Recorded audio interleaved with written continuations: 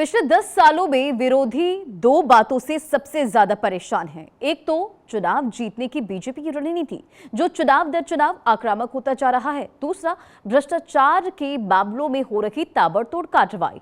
आलम यह है कि सभी राजनीतिक पार्टियां जो एक दूसरे की धूर विरोधी रही है, इन छापों और कार्रवाइयों के विरोध में एक जमात में शामिल हो गई। कमोबेश हर पार्टी पर ईडी का डंडा चला है, लेकिन अब तक एजेंसियों के रडार से दूर रखी सीपीआईएम भी ईडी के निशाने पर आ गई है। केरल में कोऑपरेटिव बैंकों के जरिए पार्टी ने जो हेरफेर की है, ईडी ने उसका पता लगा लिया है। यानी कभी भी एजेंसी अब इस पार्टी और इस पार्टी के नेताओं के यहां धावा बोल सकती है, कार्रवाई हो सकती है। रिपोर्ट देखिए।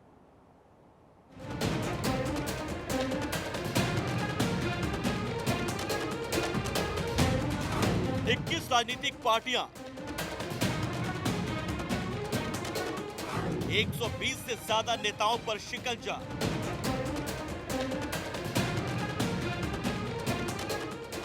अब सीपीआईएम की बारी। ईडी ने कर ली तैयारी। साल 2009 के बाद से विपक्ष के लिए ईडी एक बुरा सपना बनकर सामने आया है। देश का कोई भी राज्य और कोई भी राजनीतिक दल ईडी के छापों से अछूता नहीं रह गया है। पिछले 10 सालों में ईडी के ताबड़तोड़ छापों ने नेताओं में ऐसी बेचैनी पैदा कर दी है कि सभी एक सुर में बीजेपी पर यह आरोप लगा रहे हैं कि वो केंद्रीय एजेंसियों का इस्तेमाल अपने राजनीतिक विरोधियों को डराने धमकाने के लिए कर रही है। वामपंथी दल भी ईडी के इन छापों का विरोध करने वाली जमात में शामिल रहे हैं, लेकिन अब तक वामपंथी दलों पर ईडी ने कभी आंख नहीं तरेरी थी। लेकिन लगता है कि अब ये भी ईडी के प्रकोप से नहीं बचेंगे, क्योंकि प्रवर्तन निदेशालय ने केरल की सरकारी समिति के जरिए लोन फ्रॉड को उजागर किया और जांच रिपोर्ट को निर्वाचन आयोग से लेकर केंद्र सरकार को सौंप दिया है। ईडी के मुताबिक वामपंथी दल ने नियमों का घोर उल्लंघन किया है। ईडी के मुताबिक उसने अघोषित बैंक खातों की जांच की है। इन खातों के जरिए मनी लॉन्ड्रिंग के सबूत मिले हैं। इन खातों को गैर कानूनी तरीके से खोला गया है।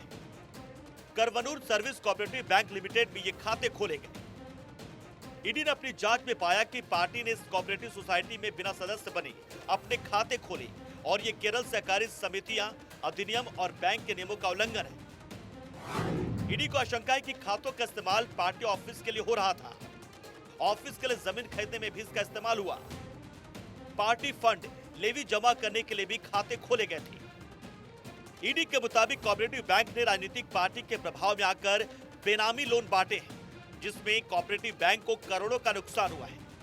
ईडी ने मामले की जांच के दौरान अगस्त 2023 में विधायक एसी मोहिउद्दीन के यहां भी छापे मारे, तो उनके खातों में लाखों रुपए मिले, जिसे फ्रीज कर दिया गया। जांच में ईडी को पता चला एक ही संपत्ति पर कई बार फर्जी लोन सैंक्शन किए गए थे।